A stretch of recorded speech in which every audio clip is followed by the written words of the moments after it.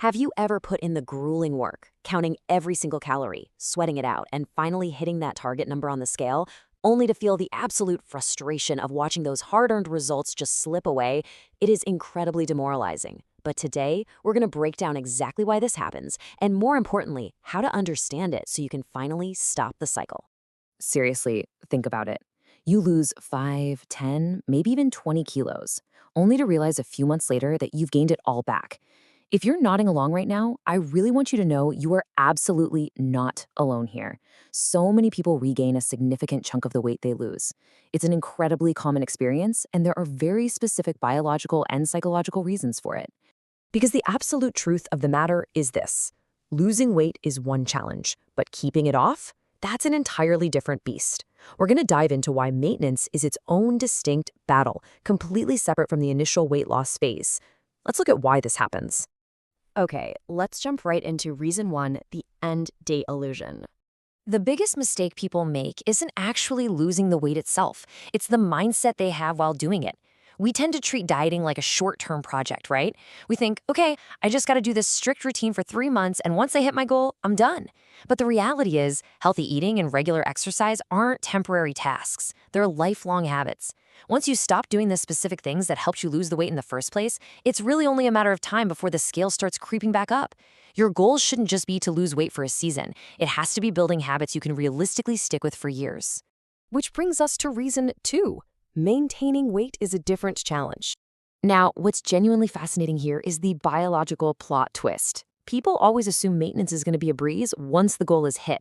But actually, after losing weight, many people find they feel significantly hungrier than they did before. And on top of that, because they now weigh less, their bodies generally require fewer calories than they did at a heavier weight. Think about that for a second. You're hungrier, but your body needs less food. How much your calorie needs drop varies from person to person, but the general rule definitely remains. So the absolutely crucial point to remember is this: a lighter body just needs less energy than a heavier one. It's basic physics. Because your lighter body burns less energy simply existing and moving around, those strict habits that helped you lose weight, yeah, they usually need to continue if you want to keep the weight off. You literally cannot go back to eating for the heavier version of yourself. Let's move on to reason three.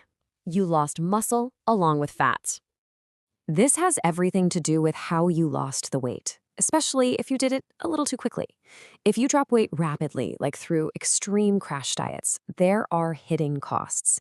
Yes, you lose body fat, but you also lose muscle. You might look down, see the number on the scale dropping, and celebrate, but losing muscle is the exact opposite of what you want for long-term success. Why does losing muscle matter so much? Well, think of muscle as this highly active tissue. It's like a furnace that helps your body burn more energy throughout the entire day. The more muscle you preserve, the easier it becomes to maintain your weight simply because your baseline calorie burn stays higher. That is exactly why resistance training and getting enough protein are absolutely vital during fat loss.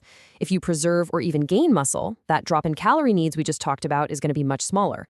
So we really need to reframe the ultimate objective here. The true goal isn't just to lose weight. The goal is to lose fat while preserving as much muscle as humanly possible. That's how you build a metabolism that actually works with you, not against you. All right, moving on to reason four. Your old lifestyle slowly comes back. We've talked about your body and your mind, but let's talk about your environment. Your body changed, sure, but your surroundings probably didn't.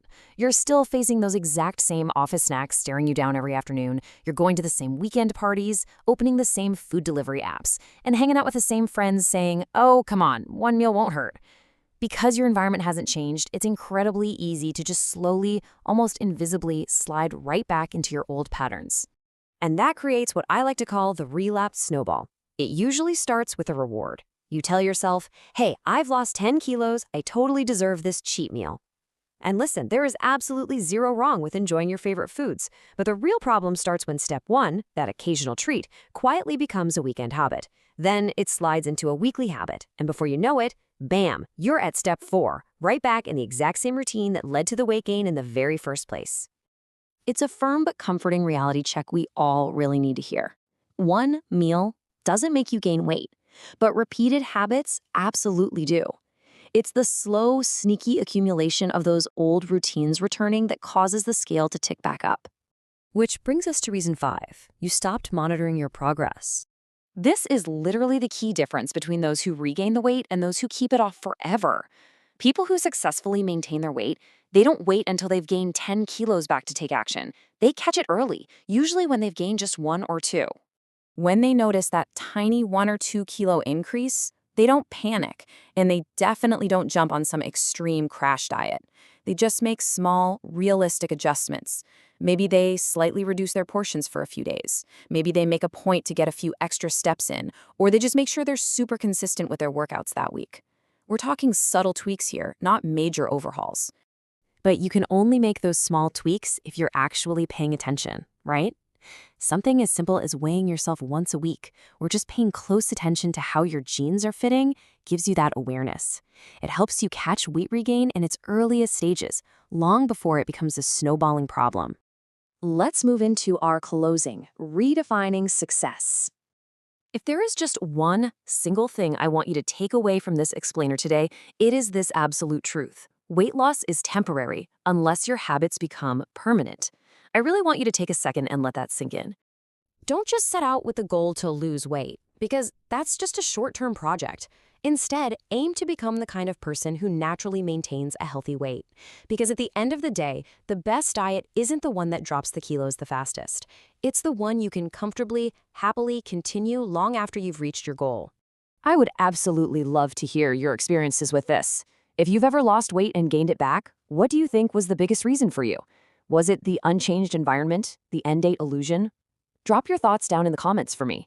And hey, if you found this explainer helpful, please don't forget to like, subscribe, and share it with someone who might be on their own health journey right now.